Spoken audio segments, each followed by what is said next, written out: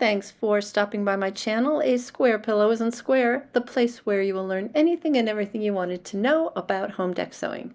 Today's project is how to make this sweet, simple, unlined, one-finger pleat drapery panel.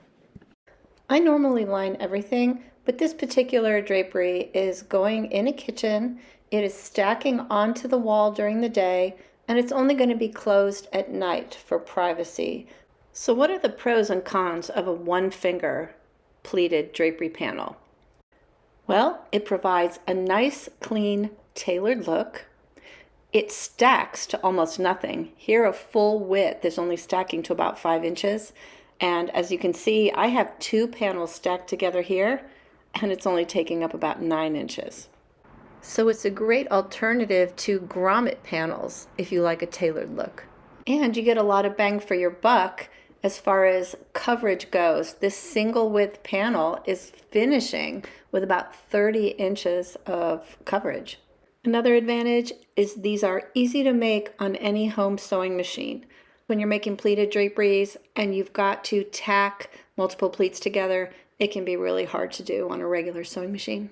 The only con to this style, if you even consider it a con, is that when the drapery is in the closed position or stretched all the way out, it doesn't have very much fullness. Okay, let's get to it. The width you're going to need is your finished width, if you have one, if they're not just stationary, times about 1.75, and then round up to the next quarter width. Usually in drapery world, we work in full widths or half widths, but when you're just talking about single finger pleats, there's not a whole lot of room to take up extra fullness, so I actually work with quarter widths on single finger pleats. For your length, take your finished length and add 18 inches. If you have a pattern and you're making more than one panel, make sure that you round up to your next matching pattern repeat. If you're not sure how to work with vertical or horizontal pattern repeat, I'll link to a video in the description. Once your fabric is square and straight, you're going to turn it over and start with the bottom hem. Turn a double 4-inch bottom hem. I normally do that by turning up 8 inches, pressing in a fold, and then rolling in my raw edge to meet the crease I just made, and that creates a nice double 4-inch hem. Pin your bottom hem in place, and once that's done, we're going to move on to the side hems. Starting on one side, we're going to turn a double 1.5-inch side hem. Again, I do that by turning in 3 inches, pressing a nice crease at the 3-inch mark, and then turning my raw edge in to meet my crease and pressing in my 1.5-inch hem.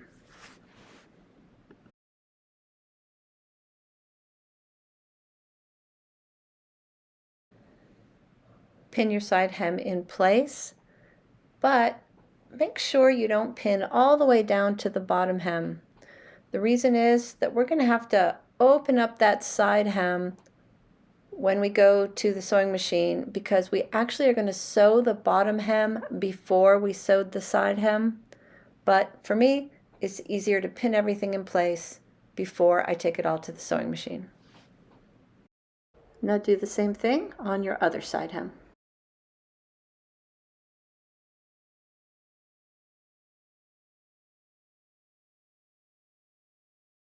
The next step is to sew your hems. Start with your bottom hem.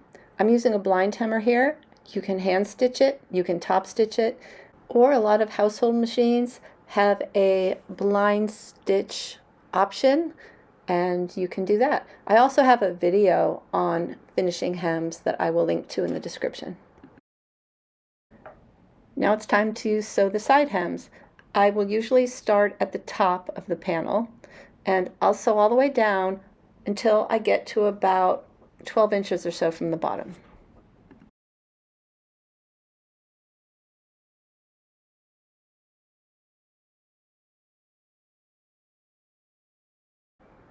This is where if you want to put a drapery weight in the edges of your fabric, this is the time to do it. Unroll the side hem and you can tack it, sew it.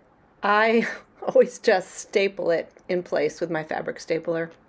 I usually place it about 1.5 inches up from the bottom, and it just helps keep the very bottom side edges of your fabric from flaring out. The staple's completely enclosed in the side hem, and it gets the job done. You will want to sew just up to the drapery weight in most cases. You don't want to take a chance of breaking your needle or knocking out the timing on your machine by sewing over the weight area. We're going to hand sew that in just a minute. Put your drapery weight in the bottom of your other side hem, and obviously we're going to be sewing from the bottom up this time around, and just make sure you start sewing above the weight and the bulk of the hem. A quick word about drapery weights. These are not weights that are designed to be used outdoors, that are going to keep your fabric from blowing in the wind, anything like that. They simply help the side hems, the side edges of your drapery hang a little bit straighter. I have linked in the description to the kind that I like.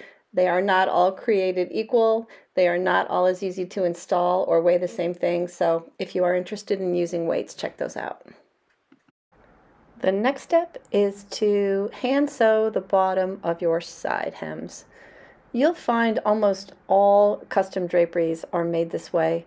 It gives just the most professional, best tension, overall good finish. There are typically 2 ways to finish the very bottom of the drapery. You can, when you get down to about 1.5 inches from the bottom, you can turn a 45-degree angle and sew it down in a miter like that. You see that often. And you also see them sewn straight across. The key when you're sewing straight across is to make sure that the hem does not finish below the front of the drapery. You just don't want to see that bottom hem sticking out the bottom when you have the drapery hanging up. The next step is to prepare the top. This can be a little tricky on long draperies. My table in the new space I'm working in is not long enough for me to fit the whole panel on the table, so the whole top of it's hanging off the end. So what I normally do is I still lay it out nice and flat and square and straight. I'll measure up from the bottom in equal distance, an easy number to remember, in this case 80 inches. And then I'll use either a disappearing ink pen or a row of pins to mark that point. Then when I move it down the table, I still have a nice straight reference line, and I can measure from that point up to what I need to trim off for my finished length. You want to make sure you have 8 inches left in excess of your finished length. Make that mark and trim off the top. Now you're going to turn a double 4-inch top hem just the exact same way you did your bottom hem. I will fold up 8 inches, and then I will fold the cut edge to my crease, to my fold line, and press that in as a double 4-inch hem. Don't sew it down yet. We're going to slip some buckram in that top hem to give our header a little bit of stiffening. I like to use the 4-inch non-woven drapery header tape, which the actual name of it is buckram, but you'll find it called header tape in a lot of places. I do have a link in the description to one that you can get at Joann's, but honestly you might be able to find it cheaper locally. I have a great fabric store near me, a home deck fabric store, and they sell it for 25 cents a yard. So shop around a little bit for your buckram. And you'll want to cut a piece that is just slightly smaller than the top of your drapery. Maybe 1/4 inch in on each end is more than enough. Okay, now open your top hem back up and lay your buckram between your 2 crease lines, like so, centering it on the drapery, and fold over once and fold over again, enclosing it completely. I like to just give it a quick little steam iron in place. It just helps it kind of relax and fit nicely within the top hem. Next, I will pin my very side edges in place, making sure that the back hem of the draperies does not show from the front side. I'll do that on both sides. Next, I will put a few pins in place in the bottom of the top hem, just to kind of help hold everything together after it's marked and taken to the sewing machine. Now we're going to calculate our pleats and spaces. For 1-finger pleats like this, you should allow between 2 and 2.5 inches per pleat, and you should allow at least 7 pleats per width of fabric. Next, you determine how far in you want your first pleat to start. I'm starting mine as close to the edge as possible, only about 1.5 inches, 1 3/4 in, just making sure I clear my side hems. And I'm doing that because I'm actually hanging 3 independently operating panels on this particular rod. So when they come together, I don't want a bunch of extra fabric. I just want it to kind of look like a continuous pleated header when I push them all together. So 1.5 to 2 inches is kind of a standard option if you don't want any excess on your lead edges. And the other standard is about 3 to 3.5 inches. Keep in mind, if you do allow 3 or 3.5 inches in excess beyond the first and last pleat, you need to support that flap of fabric. So you'll either need an extra ring for the very edge, or you can put it on a traverse rod that has what's called an overlap master, and that will help support the lead edges. Okay, now it's time to do the math. Grab yourself a calculator and let's get to it.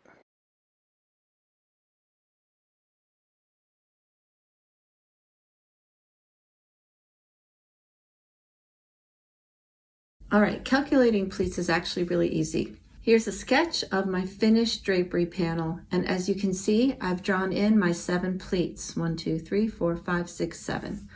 The first thing that you need to do is measure the finished width of your drapery panel.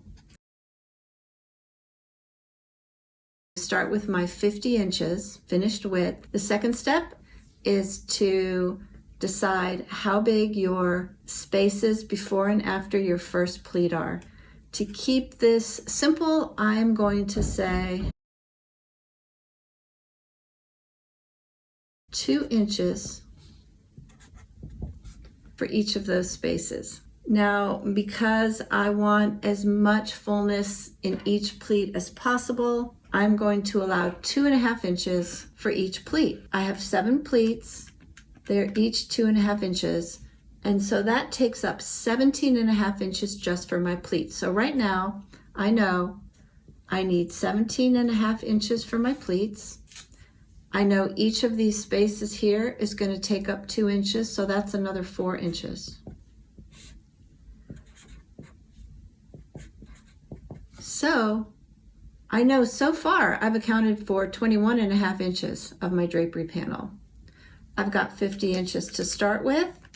If I take away the 21.5 inches, I am left with 28.5 inches that is going to be my spaces. The number of spaces you have is always going to be 1 less than the number of pleats that you have. I have 7 pleats. That means I have 6 spaces. 1, 2, 3, 4, 5, 6. I simply divide the amount of fabric that I've allocated for spaces, and I divide it by the number of spaces. So each of my spaces is going to be 4 3/4 of an inch wide. 28.5 divided by 6. If when you do the math, you figure out that your spaces are going to be larger than 5 inches, it's a good idea to add another pleat and space to prevent those spaces from looking too wide. So to summarize, I have allowed 2 inches beyond my first and last pleat. I am allowing 4 3/4 inch for each space, and I'm allowing 2.5 inches for each pleat. Now we just mark it. This is a 50-inch a 50-inch finished panel. I'm going to start in this example 2 inches in from the end. So I'm going to put a mark here 2 inches in from the end and 2 inches in from this end. Now I'm just going to slide my tape measure and my ruler down, and I'm going to start from one end, and I'm going to mark where my pleats and spaces go with a pin. And you just simply do this by adding the numbers up. I know I'm going to start with a 2.5 inch pleat. I put a pin at 2.5. 2.5 plus a space, which is 4.75. And that brings me to 7.25 inches. I'm going to put a pin at 7.25 inches. Now I'm going to add another pleat, 2.5 inches. I put a pin at 9.75. And now I add a space, 4.75 inches. Put a pin at 14.5. I'm going to do that all the way down, and it should end up perfectly at the mark where this pin is, which is 46 inches.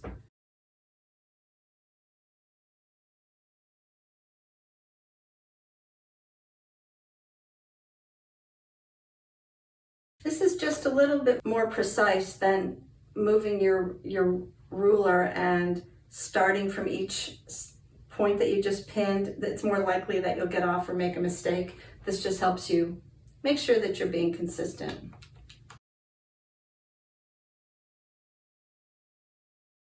Add another 2.5, comes out exactly at 46 inches. It's really very easy, and now you just take it to the machine and we're going to sew those on. Start by top stitching your side hems down. I always stitch very close to the outer edge, making sure that the back hem does not show from the front of the drapery.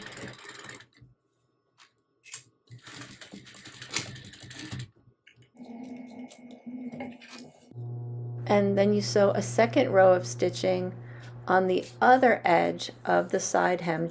You can kind of feel the fold. You want to just come inside that, so you're stitching your side hem down. It helps it keep flat when the drapery is pleated. Do that on both sides of the panel. Now with the back of the drapery facing up, you simply line up the 2 pins on either side of your pleat. Line them up so they match perfectly. Crease your pleat and sew your pleat down in a nice straight line. You do also want to make sure that the top of your drapery is nice and lined up. You don't want it skewed or crooked like this. You can measure in with a ruler and do this, or you can put a piece of tape on your sewing machine. I like this little magnetic gauge. It's got a really strong magnet. It stays in place, and I can just use it for each one of my pleats, and I don't even have to measure anything. I just make my fold by lining my pins up and run my folded edge along that little guide. I'll see if I can find one and link to it in the description. So you just top stitch down to the bottom of your 4-inch hem. Do that for every pleat and you're finished sewing. And now you should have something that looks like this. The only thing left to do is put in a drapery pin or put on a clip ring. I personally don't like clip rings, and I posted a video just prior to this one about how to convert drapery clip rings to rings that you can put on with a drapery pin. If you're not sure how to insert a drapery pin or convert clip rings, check that video out. I'll link to it in the description. I hope you found this helpful. If you click that subscribe button and your notification bell, you'll be notified every time I upload a new video. I do appreciate you watching. Thank you so much, and happy sewing.